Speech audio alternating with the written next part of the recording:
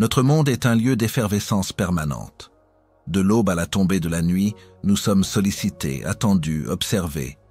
Les réseaux sociaux, les villes bruyantes, les obligations sociales, tout cela nous maintient dans un état de connexion constante. Nous sommes plus proches des autres que jamais, et pourtant, paradoxalement, nous n'avons jamais été aussi loin de nous-mêmes. Face à cette frénésie, il existe une vérité qui semble contre-intuitive. Une leçon que les anciens sages, les ermites, les prophètes et les philosophes de toutes les civilisations ont chuchoté à travers les âges. Tiens-toi à l'écart des gens. À première vue, cette phrase peut sonner comme un rejet, une forme de misanthropie. Mais si l'on regarde plus profondément, on se rend compte que ce n'est pas un refus du monde. C'est un acte d'amour pour soi-même. C'est un chemin vers la clarté. Les anciens avaient compris que l'agitation extérieure nourrit l'agitation intérieure. Ils voyaient dans la foule non pas un mal en soi, mais une force qui pouvait disperser l'âme, l'éloigner de son centre, l'empêcher d'entendre sa propre voix. Le retrait, pour eux, n'était pas une fuite, c'était une voie de salut. Une méthode pour se décharger du poids invisible des attentes, des opinions, des émotions collectives qui s'accumulent et nous alourdissent. Loin des hommes, ils cherchaient à se retrouver eux-mêmes, à guérir les blessures que la foule inflige sans le savoir, à écouter le murmure de la sagesse qui ne peut être entendu que dans le silence absolu de la solitude. Il ne se retirait pas du monde parce qu'il le haïssait, mais parce qu'il le respectait trop. Il savait que pour donner sa lumière, il faut d'abord l'entretenir en secret. Cette vidéo n'est pas une invitation à devenir un ermite, mais à explorer l'idée du retrait comme une discipline intérieure, une discipline qui nous enseigne à nous éloigner des gens pour mieux nous retrouver, à nous déconnecter de l'extérieur pour mieux nous connecter à notre essence la plus profonde. C'est un voyage vers la solitude créatrice, vers le silence qui guérit et vers la reconnaissance de notre propre lumière. Notre premier pas dans cette quête sera de comprendre l'énergie invisible qui nous entoure. De prendre conscience du poids que la foule, avec ses paroles, ses émotions et ses attentes, exerce sur notre âme. C'est en reconnaissant ce fardeau que nous pourrons, pour la première fois, ressentir la nécessité de nous en libérer. Le poids invisible des foules. Il existe une fatigue qui n'est pas le résultat d'un travail physique, une lassitude qui ne se guérit pas avec le sommeil et qui s'insinue en nous, sans que nous en ayons conscience. C'est le poids invisible des foules. Un fardeau subtil, une sorte de gravité psychique qui nous tire vers le bas, un tissu d'énergie, de paroles, d'émotions collectives qui s'accumulent sur nos épaules et alourdissent notre âme. On peut se tenir debout, sourire, et pourtant, à l'intérieur, se sentir comme un vieux chêne pliant sous une tempête de neige, l'esprit étouffé par une force que l'on ne peut ni voir, ni nommer.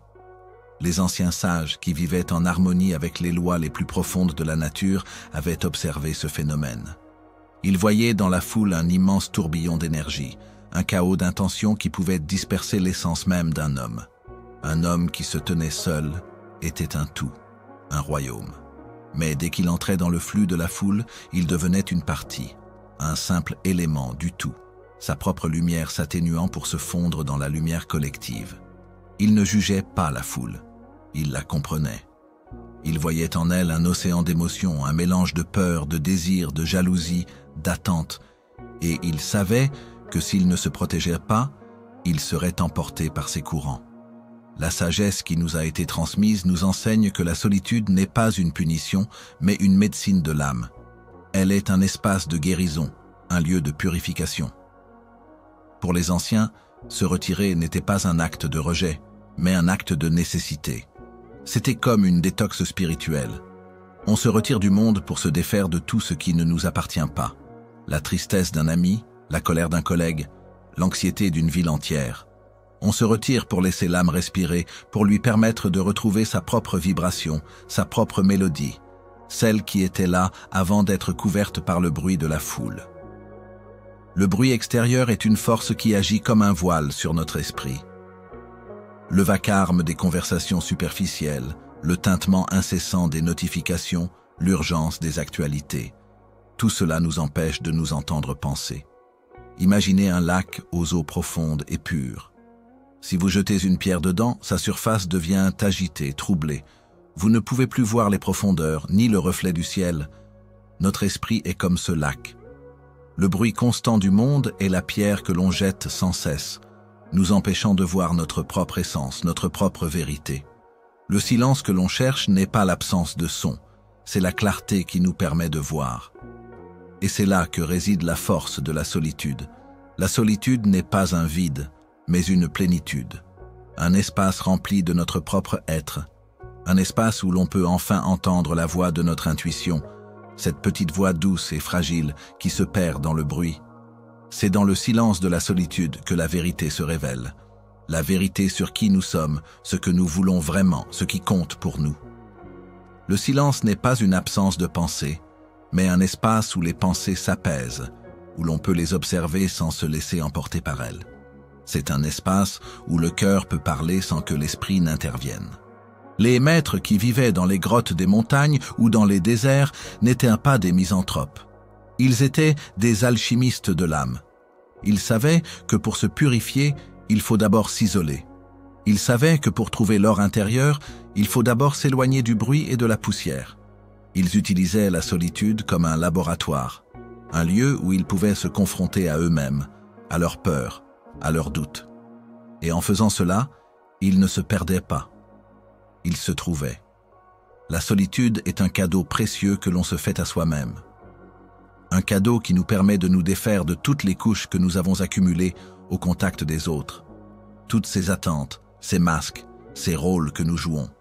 En nous retirant, nous nous offrons la permission d'être simplement, sans jugement, sans pression, sans le poids de la foule sur nos épaules. C'est le premier pas pour retrouver notre légèreté, notre lumière, notre vérité. C'est une médecine ancienne et puissante, et c'est la seule voie pour redevenir qui nous sommes réellement. Il y a quelque chose de profondément tragique dans la condition humaine. C'est la nécessité de jouer un rôle, d'endosser un masque. Depuis notre plus jeune âge, nous apprenons à cacher qui nous sommes pour devenir ce que les autres attendent de nous. Nous apprenons les règles d'un grand théâtre social, où chacun a son rôle, ses répliques et son costume. Le masque de la force quand nous sommes faibles. Le masque de la joie quand notre cœur est lourd. Le masque du succès quand la peur de l'échec nous paralyse. Les anciens sages, avec leur regard perçant, avaient vu au-delà de cette façade. Ils savaient que la plupart des gens dans la foule ne sont pas eux-mêmes. Ils sont une collection de personnages, une accumulation de rôles qu'ils ont appris à jouer pour survivre. Vivre au milieu de la foule, c'est vivre au milieu d'un grand bal masqué. On y perd sa propre identité, son propre visage. On se noie dans l'illusion. L'illusion d'être ce que l'on montre. L'illusion que les autres sont ce qu'ils montrent. Et c'est là que l'âme commence à souffrir. On se sent seul au milieu de la foule parce qu'on sait, au fond de soi, que personne ne nous voit pour qui nous sommes réellement. Et nous-mêmes, nous ne voyons pas les autres pour qui ils sont. Les relations deviennent superficielles, basées sur des rôles et non sur des âmes. C'est un grand vide déguisé. Les anciens disaient qu'il y a un moment dans la vie où il faut oser se défaire de ses masques, oser regarder sa propre vérité en face. C'est un acte de courage immense, car le masque est notre protection. C'est notre bouclier contre les jugements, la peur du rejet, la vulnérabilité. Mais il est aussi notre prison. On ne peut pas être libre si l'on est constamment en train de jouer un rôle. La liberté, c'est d'être soi-même, sans peur, sans honte, sans phare. S'écarter des gens, c'est se donner la permission de retirer son masque. C'est se retirer du théâtre, de la scène, des lumières, et se retrouver dans une pièce calme, en face de soi-même. Dans la solitude, il n'y a personne à impressionner, personne à qui plaire. Il n'y a pas de rôle à jouer. Il n'y a que le vrai, le nu, le sincère.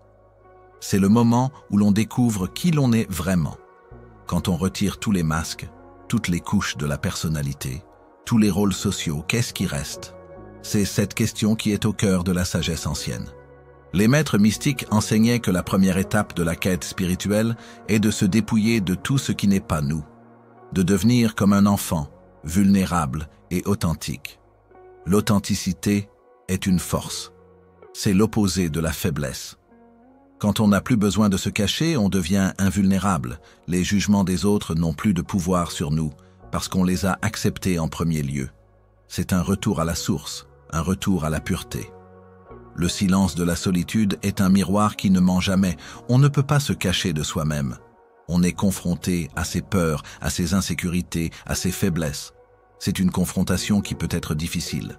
Mais c'est une confrontation qui est nécessaire. Sans elle, on ne peut pas grandir. Sans elle, on reste un personnage, une ombre de ce que l'on pourrait être. La quête pour se défaire des masques est un voyage vers la liberté. La liberté d'être soi-même, sans excuse, sans explication, sans permission. C'est une liberté qui ne peut être trouvée dans la foule, car la foule, dans son désir d'homogénéité, a besoin de vos masques. Elle a besoin que vous jouiez votre rôle pour qu'elle puisse jouer le sien. Mais le véritable chemin est de refuser ce jeu, de choisir la voie du vrai, de choisir la voie du cœur. Et c'est en ayant le courage de retirer nos masques que nous pouvons enfin voir les autres pour ce qu'ils sont. Nous pouvons voir leurs masques, leurs blessures, leurs peurs.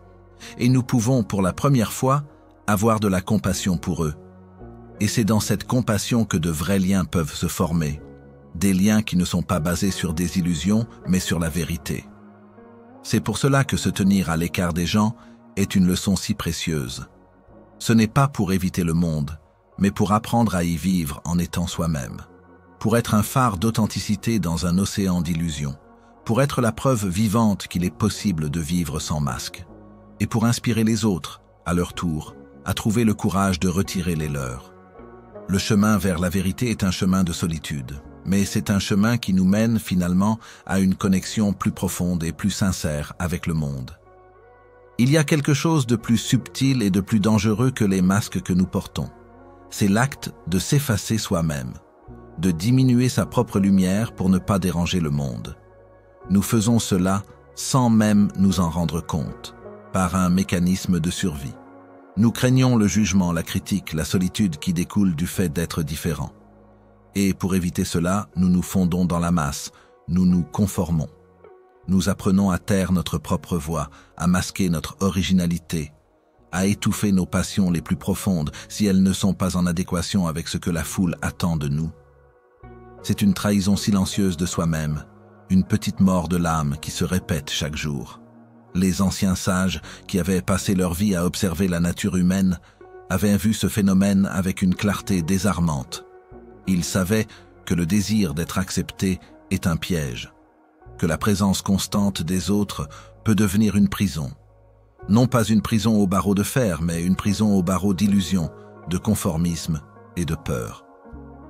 Loin de la foule, ils invitaient au retrait pour une raison essentielle, pour que l'on puisse enfin laisser briller sa lumière intérieure. Cette lumière intérieure, c'est notre essence. C'est la part de nous qui est unique, qui est créatrice, qui est authentique. C'est la voix de l'intuition qui nous guide. Mais dans la foule, cette lumière est fragile. Elle est comme une bougie au milieu d'un grand courant d'air. Le souffle de l'opinion des autres, la pression de leurs attentes, le bruit de leurs émotions. Tout cela menace d'éteindre notre flamme.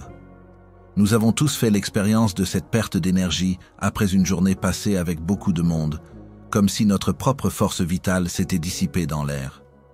C'est le prix que l'on paie pour s'être effacé. Les anciens disaient « Ce que l'âme entend dans la solitude ne peut être entendu dans la foule ».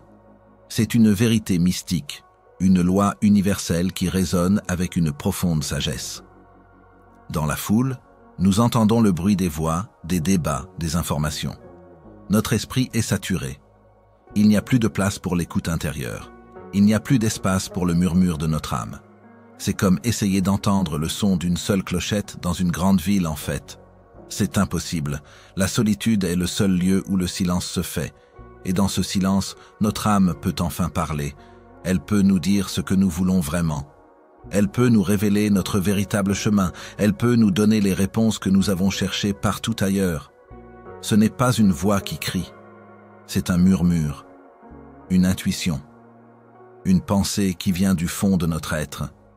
Une vérité qui est simplement là, qui a toujours été là, mais que l'on ne peut entendre que lorsque l'on se retire de l'agitation du monde. Se tenir à l'écart des gens est un acte de préservation de soi. C'est un acte qui nous permet de protéger notre énergie, de cultiver notre lumière et d'apprendre à nous connaître nous-mêmes. C'est le chemin des grands penseurs, des artistes, des mystiques, des prophètes.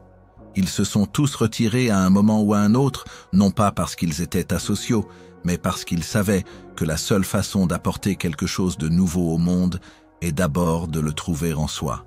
Pensez à une étoile, elle n'a pas besoin de la présence d'autres étoiles pour briller. Elle brille par sa propre force. Elle est une source de lumière en elle-même. Et c'est cette lumière qui éclaire la nuit. Nous sommes tous des étoiles, nous avons tous en nous une source de lumière unique et précieuse. Mais tant que nous restons dans la foule, dans l'ombre des autres, dans la peur d'être différents, nous ne pourrons jamais briller pleinement. Le retrait est le seul moyen de retrouver notre propre éclat. C'est le premier pas vers la libération de notre âme et vers la découverte de notre véritable pouvoir.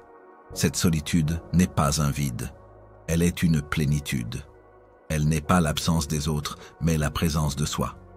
Et c'est en trouvant le courage de se retirer que nous pouvons enfin nous révéler au monde, non pas comme une ombre, mais comme une lumière. Nous vivons à une époque qui a peur du silence. Nous le fuyons avec de la musique, des podcasts, des notifications constantes. Pour nous, le silence est un vide, un espace inconfortable que l'on doit remplir.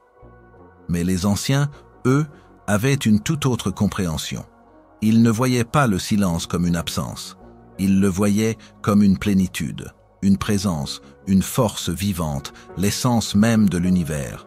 Ils pratiquaient le silence comme un art, un chemin, une discipline sacrée qui menait à la vérité. Le silence est un sol fertile. Imaginez un champ. Si vous ne cessez de le labourer, de le retourner, de le planter, il s'épuise. Mais si vous le laissez au repos, si vous lui donnez du silence, il se régénère. Il se remplit d'une énergie nouvelle, prêt à donner une récolte abondante. Notre esprit est comme ce champ. Quand nous le saturons de bruit, de pensées, de distractions, il perd sa fertilité. Il devient stérile. Le silence est ce qui lui permet de se reposer, de se régénérer et de se remplir d'une créativité, d'une intuition et d'une clarté nouvelle. Les anciens maîtres, qu'ils soient moines, ascètes ou philosophes, savaient cela. C'est pour cette raison qu'ils s'éloignaient des villes, des bruits, des foules. Ils ne fuyaient pas le monde, ils se retiraient dans l'essence même du monde. Ils allaient dans les déserts, dans les montagnes, dans les forêts. Des lieux où le bruit des hommes n'existait pas. Des lieux où le seul son était le vent, le murmure d'une rivière, le chant des oiseaux. C'était dans ce silence extérieur qu'ils pouvaient cultiver le silence intérieur. Ils pratiquaient la méditation, la prière, le recueillement, non pas comme des obligations, mais comme des actes d'amour propre, des manières de revenir à la maison. Le silence est un espace où l'on se retrouve face à soi-même, sans filtre, sans bruit, sans échappatoire. C'est dans ce face-à-face que la plus grande des alchimies se produit. Le silence nous permet d'entendre ce que nous n'avions jamais osé écouter. Nos peurs les plus profondes, nos désirs les plus secrets, nos vérités les plus enfouies. Il est le miroir qui ne ment jamais. Et c'est dans ce silence que se produit le plus grand des miracles. La vérité descend. Les sages le savaient. Ils disaient que le bruit empêche le divin de parler, que la vérité ne crie pas. Elle murmure. Elle se révèle dans un instant de calme absolu. Le silence est un canal, une porte que l'on ouvre pour recevoir. Ce n'est pas un espace vide. C'est un espace rempli de potentiel, rempli de sagesse, d'inspiration, de clarté. L'inspiration des poètes, des artistes, des prophètes ne vient pas du bruit, elle vient du silence. Le silence nous connecte à notre intuition. Cette petite voix intérieure qui sait ce qui est bon pour nous, mais qui est souvent noyée par le bruit du mental, par la cacophonie de la foule, il nous permet de nous reconnecter à notre âme, à notre essence, à notre lumière intérieure. C'est dans le silence que l'on trouve les réponses aux plus grandes questions de la vie. Qui suis-je? Que dois-je faire? Quel est mon but? Ces questions ne peuvent être répondues que par l'âme, et l'âme ne parle que dans le silence. Imaginez une radio. Pour capter une fréquence, vous devez d'abord vous éloigner du bruit et des interférences. Le silence est cette zone d'absence d'interférence. C'est le lieu où nous pouvons enfin nous accorder à la fréquence de notre propre vérité, de notre propre sagesse. L'art du silence n'est pas un acte de fuite, c'est un acte de courage. Le courage de faire face à soi-même, de se détacher du bruit, de se retirer pour un instant, pour mieux se retrouver. C'est un acte de foi, la foi que les réponses ne sont pas à l'extérieur, mais à l'intérieur. C'est en faisant la paix avec le silence que nous faisons la paix avec nous-mêmes. Et c'est en trouvant la plénitude dans le silence que nous devenons, enfin, libres. C'est une pratique qui nous mène à un état de conscience supérieur, un état où l'on n'est plus un simple récepteur passif d'informations, mais un créateur, un état où le bruit du monde ne peut plus nous affecter, parce que nous avons trouvé un silence en nous, une plénitude qui est plus forte que tout ce que le monde peut nous offrir. C'est la sagesse des anciens, c'est la voie du calme. Le monde nous a fait croire que la grandeur naît du bruit, de la compétition et de l'effervescence, que les grandes idées surgissent de la confrontation, que les révolutions se préparent dans les assemblées bruyantes. Mais si l'on regarde l'histoire, on se rend compte que les plus grandes découvertes, les plus profondes inspirations et les plus puissantes révolutions intérieures sont nées non pas dans le tumulte, mais dans le calme de la solitude. La solitude n'est pas un vide, c'est un espace de gestation, un lieu sacré où l'âme peut enfin se déployer. Quand on est seul, on n'est plus un simple récepteur passif des informations et des opinions des autres. On devient un canal, un émetteur. On se reconnecte à la source de la créativité qui réside en chacun de nous. L'inspiration ne vient pas de l'extérieur, elle vient de l'intérieur. Mais elle a besoin d'un espace de silence pour naître. Elle a besoin d'un lieu où elle ne sera pas perturbée par les doutes des autres, par le bruit de l'agitation, par la peur de l'échec. La solitude est ce lieu. Pensez aux prophètes, aux penseurs, aux poètes de l'Antiquité. Où trouvaient-ils leurs révélations? Pas dans les villes marchandes, pas dans les grandes assemblées, mais dans le désert, sur une montagne, dans une grotte, sous un arbre. Ils se retiraient non pas pour fuir la société, mais pour trouver une vérité qui était plus grande que la société elle-même. Ils avaient compris que pour pouvoir parler à l'humanité, il fallait d'abord écouter l'âme de l'univers. Et l'âme de l'univers ne parle que dans le silence. Se retirer des gens, c'est un acte de foi. La foi que si l'on se donne de l'espace, la vie, la créativité, l'inspiration viendront à nous. C'est un acte d'humilité. L'humilité de reconnaître que l'on n'a pas toutes les réponses et que l'on a besoin de se connecter à une source plus grande que nous. C'est un acte de courage, le courage de s'éloigner des chemins balisés pour trouver sa propre voie. La solitude ouvre un canal direct avec l'invisible. C'est un concept mystique, mais c'est une réalité que tous les grands mystiques ont expérimentée. En se retirant du monde physique, on se rapproche du monde spirituel. On devient plus sensible, plus intuitif. On peut sentir les énergies, les signes, les coïncidences qui étaient invisibles dans le bruit du monde. On peut recevoir des visions, des idées, des intuitions qui ne sont pas de notre propre création. Elles sont des cadeaux de l'univers, des vérités qui nous sont données, parce que nous avons enfin fait la place pour les recevoir. La solitude nous permet de nous défaire de notre ego, de notre petite personne, de notre « moi-je ». Et c'est en se libérant de notre ego que l'on peut accéder à la créativité la plus pure, celle qui ne cherche pas la gloire, la reconnaissance ou l'argent, mais qui crée pour le simple plaisir de la création, celle qui ne cherche pas à impressionner, mais à exprimer. L'art et la sagesse les plus pures sont toujours un dialogue avec l'invisible. Alors, si vous vous sentez bloqué, si vous cherchez l'inspiration, si vous avez l'impression d'avoir perdu le fil de votre vie, essayez la solitude. Loin du bruit, loin des attentes, loin des jugements.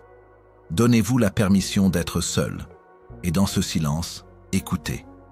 Écoutez le murmure de votre âme. Écoutez le chant de l'univers.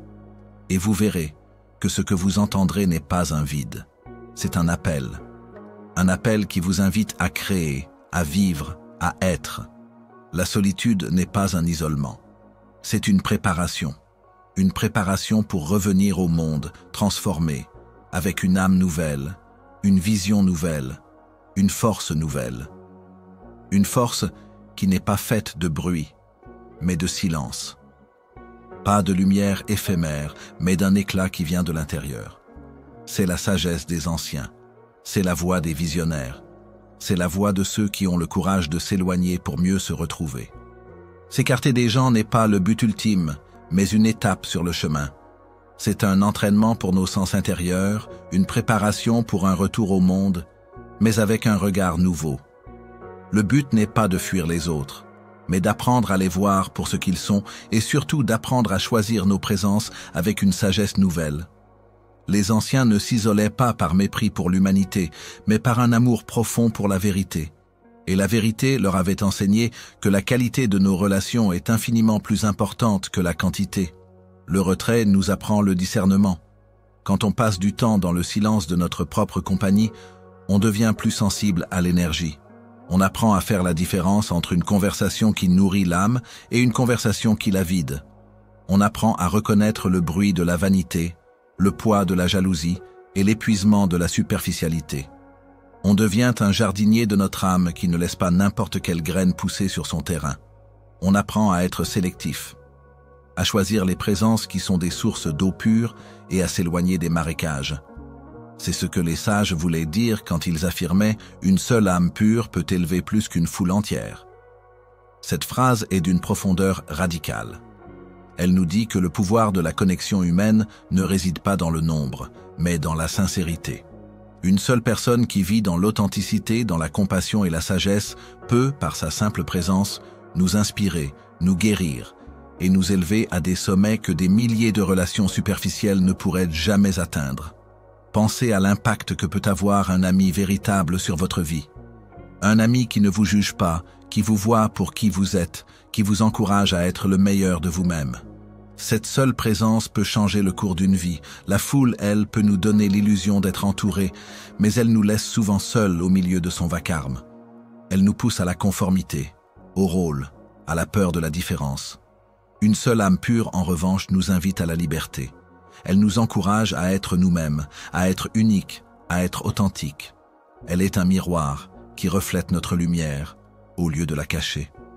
La solitude nous rend aptes à reconnaître les compagnies qui nourrissent. Quand on a appris à se connaître soi-même dans le silence, on sait ce que l'on cherche chez les autres. On ne recherche plus la validation, la distraction ou la reconnaissance. On recherche la résonance. On recherche des âmes qui vibrent sur la même fréquence que la nôtre. Des âmes qui ont, elles aussi, fait le chemin intérieur. Des âmes qui ont le courage d'être elles-mêmes. Les relations qui nous nourrissent ne sont pas celles qui nous flattent. Ce sont celles qui nous mettent au défi de grandir. Celles qui nous obligent à regarder nos propres ombres, mais avec amour et bienveillance. Elles sont une extension de notre chemin intérieur. Elles sont des jardins où l'on peut s'asseoir et se sentir en paix. Elles sont des sources d'eau claire où l'on peut boire et se sentir rafraîchi. Le but de s'écarter des gens n'est pas de vivre à jamais seul. C'est de devenir un phare. Un phare qui peut se tenir ferme au milieu de la tempête, qui n'est pas emporté par les vagues et qui peut guider les autres. Et c'est dans ce calme intérieur, dans cette force, que l'on attire naturellement à soi les âmes qui sont sur la même longueur d'onde. On n'a plus besoin de chercher. On est, et les bonnes personnes arrivent. C'est la grande leçon de cette sagesse ancienne. Le retrait n'est pas une fin en soi, mais un moyen de se connaître, de se guérir, de s'ancrer, pour pouvoir ensuite entrer dans le monde avec une force nouvelle. Une force qui ne juge pas, mais qui discerne. Une force qui ne rejette pas, mais qui attire. Une force qui n'est pas bruyante, mais qui est profondément sincère. Et c'est en vivant avec cette force que l'on peut enfin tisser des liens qui sont à la fois authentiques et profondément enrichissants. On s'imagine que le plus grand défi de la solitude est la solitude elle-même. La peur de l'isolement, le manque des autres, le vide. Mais la réalité est tout autre. Le véritable défi de la solitude, ce n'est pas de se tenir à l'écart des gens, c'est de se retrouver face à soi-même. C'est la confrontation avec notre propre esprit, avec nos démons intérieurs, que le bruit du monde nous permettait de fuir. Se retirer de la foule, c'est retirer l'écran sur lequel nous projetons nos distractions. Et c'est là que l'on se retrouve seul devant le miroir de notre propre être. C'est le début du plus grand des combats, non pas contre un ennemi extérieur, mais contre notre propre esprit indiscipliné. Les anciens sages n'avaient aucun doute sur le plus grand de leurs ennemis. Ce n'était pas un envahisseur, ni un rival, ni une force extérieure. C'était le mental, ce flot incessant de pensées, d'émotions, de peurs, de jugements qui nous agite de l'intérieur. Ils avaient compris que si l'on ne parvenait pas à se dompter soi-même, on ne pourrait jamais trouver la paix. Le monde extérieur peut être calme, mais si l'esprit est en guerre, le chaos règne. L'esprit indiscipliné est comme un cheval sauvage et fougueux.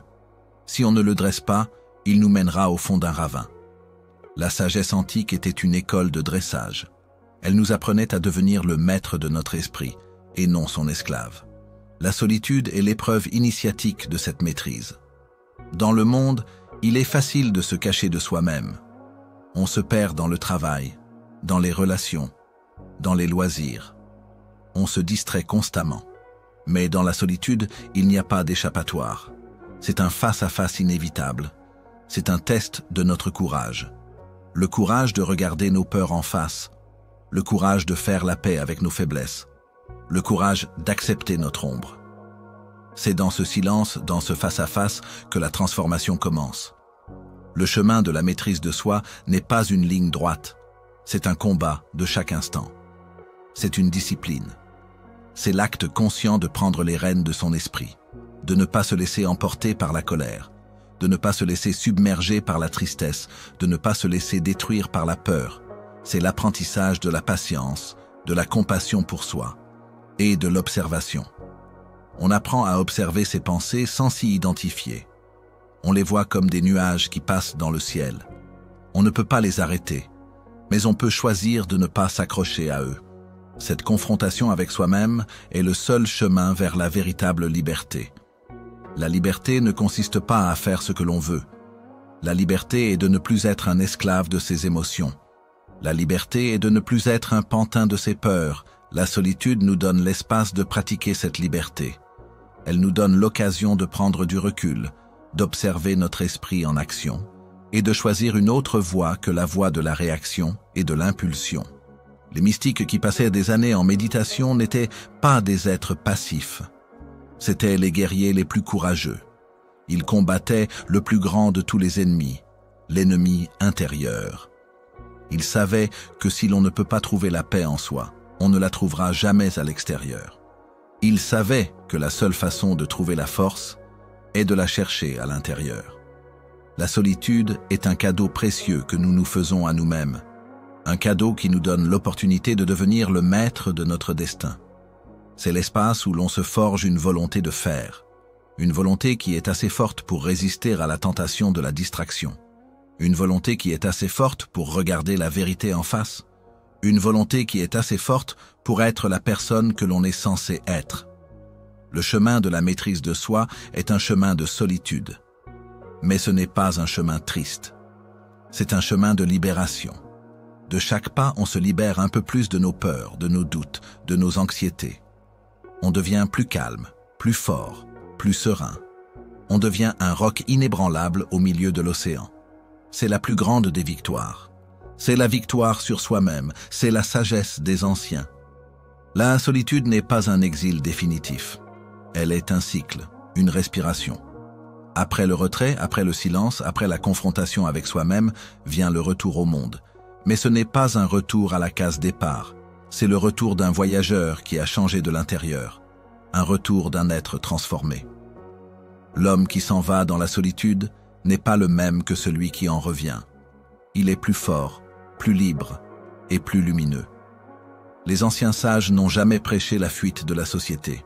Leur retrait n'était pas un rejet, c'était une préparation. Ils se retiraient non pas pour éviter le monde, mais pour apprendre à y vivre sans s'y perdre. Ils revenaient pour éclairer la foule, pour lui apporter une sagesse qu'ils n'auraient pu trouver que loin d'elle. Le danger pour eux n'était pas de vivre au milieu des hommes, mais d'y vivre en se laissant submerger, en perdant leur centre. Le retour est la preuve de la maîtrise. La preuve que l'on a trouvé sa force intérieure, que l'on a dressé son esprit et que l'on est prêt à faire face au monde, sans peur. Imaginez une lampe. Si vous la placez en plein soleil, sa lumière est invisible. Mais si vous la portez dans l'obscurité, elle devient un phare. Notre lumière intérieure est comme cela. Elle a besoin d'être cultivée dans la solitude, loin des lumières éblouissantes du monde. Et c'est en la cultivant que l'on peut la ramener dans le monde. Pour éclairer ceux qui sont perdus, pour apaiser ceux qui sont agités, pour guider ceux qui cherchent leur chemin. L'homme qui a trouvé la paix en lui-même n'est plus une victime de l'extérieur. Il est une source de calme, Il n'est plus une éponge qui absorbe les énergies des autres. Il est un roc qui ne bouge pas. Ce retour est un acte de générosité. Le sage ne garde pas sa sagesse pour lui-même. Il la partage. Il la donne. Mais il la donne d'un endroit de plénitude et non de besoin. Il ne cherche pas à impressionner, à convaincre, à dominer. Il est simplement présent. Et cette présence, à elle seule, est une leçon. Une leçon de calme, d'authenticité, de liberté. La foule peut faire du bruit, elle ne peut pas le toucher. La foule peut le juger, elle ne peut pas l'atteindre. Il a trouvé une paix intérieure qui est plus forte que tout. L'objectif de s'écarter des gens est donc de revenir avec une âme forte, libre et lumineuse. Forte, l'âme est forte car elle a été testée. Elle a été confrontée à ses propres peurs, à ses propres doutes, à ses propres démons. Elle a fait la paix avec elle-même. Et en faisant la paix avec elle-même, elle est devenue invulnérable. Les critiques des autres n'ont plus d'impact. Les échecs ne sont plus des fins en soi, mais des leçons. Libre. L'âme est libre car elle n'est plus esclave des attentes des autres. Elle n'est plus un pantin de ses propres émotions. Elle a appris à se connaître, à se maîtriser. Elle a trouvé une indépendance qui ne dépend de rien, ni de personne. C'est la plus grande des libertés. Lumineuse. L'âme est lumineuse car elle a retrouvé sa propre source de lumière. Elle ne dépend plus de l'approbation des autres, de la reconnaissance ou de la gloire. Elle brille par elle-même, et c'est cette lumière qui est la plus précieuse au monde. Le chemin de la solitude est un chemin de purification, et ce qui est purifié en nous n'est pas un jugement des autres, mais une plus grande compassion pour eux. On revient de la solitude avec une âme qui comprend que la foule n'est pas une ennemie, mais une collection d'âmes qui souffrent. Et on revient avec la volonté d'aider, non pas de l'extérieur, mais en étant soi-même, en étant un exemple, un phare dans la nuit. Le retour au monde est l'aboutissement de notre quête. C'est la preuve vivante que l'on peut vivre dans ce monde sans en être. C'est la preuve que le calme, la sagesse, la lumière ne sont pas des concepts abstraits, mais des réalités que l'on peut incarner. C'est la sagesse des anciens. La seule manière de changer le monde est de se changer soi-même. Et la seule manière de se changer soi-même, c'est de passer par la porte de la solitude. Ainsi s'achève notre voyage. Un voyage qui a commencé avec une phrase simple « Tiens-toi à l'écart des gens » et qui nous a menés vers une profonde introspection. Ce que nous avons découvert n'est pas une simple leçon de vie, mais une sagesse ancestrale, une vérité spirituelle que les anciens connaissaient par cœur. Nous avons vu que s'écarter n'est pas un rejet, mais une quête d'équilibre, un moyen de se retrouver pour mieux exister dans le monde. Notre chemin nous a d'abord révélé le poids invisible des foules, cette énergie qui nous alourdit, nous fatigue et nous éloigne de notre centre. En apprenant à nous retirer, nous avons pu nous défaire des masques que nous portons pour faire face à la vérité nue et sincère de notre propre être. C'est en nous éloignant que nous avons pu protéger notre lumière intérieure, cette flamme unique qui ne peut briller que loin des courants d'air de la conformité. Nous avons ensuite exploré l'art sacré du silence, cet espace qui n'est pas un vide, mais une plénitude. Dans ce silence, la vérité a pu descendre et notre âme a pu s'exprimer. C'est là que nous avons trouvé la solitude créatrice, la source de toutes les grandes visions, de toutes les grandes inspirations, de toutes les grandes révolutions intérieures. Car l'invisible ne peut être entendu que lorsque le bruit du monde est tu. Le retrait nous a aussi permis de développer le discernement. Nous avons appris à ne pas fuir les autres, mais à choisir nos présences avec sagesse. Nous avons compris que le pouvoir d'une seule âme pure peut élever plus qu'une foule entière. Et c'est cette solitude qui nous a préparés au plus grand des combats, non pas contre un ennemi extérieur, mais contre l'ennemi intérieur, notre esprit indiscipliné. La solitude est l'épreuve initiatique qui mène à la maîtrise de soi. En fin de compte, le but n'est pas de vivre seul, mais de revenir au monde transformé. Les sages ne fuyaient pas la société. Ils se retiraient pour revenir et l'éclairer sans jamais s'y perdre à nouveau. Le chemin de la solitude est un voyage qui nous donne une âme forte, libre et lumineuse. C'est une âme qui ne craint pas le chaos, car elle a trouvé son calme. Une âme qui ne craint pas la critique, car elle se connaît. Une âme qui ne craint pas les masques, car elle a trouvé sa vérité. Le message le plus profond de cette sagesse est le suivant. La plénitude n'est pas à chercher dans le monde, mais dans la solitude. La véritable richesse n'est pas dans l'abondance d'amis ou de relations, mais dans l'abondance de votre propre esprit. C'est dans le silence que l'on trouve sa force. C'est dans le retrait que l'on trouve sa liberté. N'oubliez jamais cela. Le monde extérieur peut être bruyant, mais votre monde intérieur peut être un havre de paix. Et ce havre de paix est toujours à portée de main. Si cette quête de la sagesse ancienne a touché votre âme, je vous invite à continuer ce voyage avec nous. Abonnez-vous à Puissants Livres Oubliés pour ne rien manquer de nos prochaines aventures. La quête n'est jamais finie, elle ne fait que commencer. Et le premier pas se trouve toujours à l'intérieur de vous.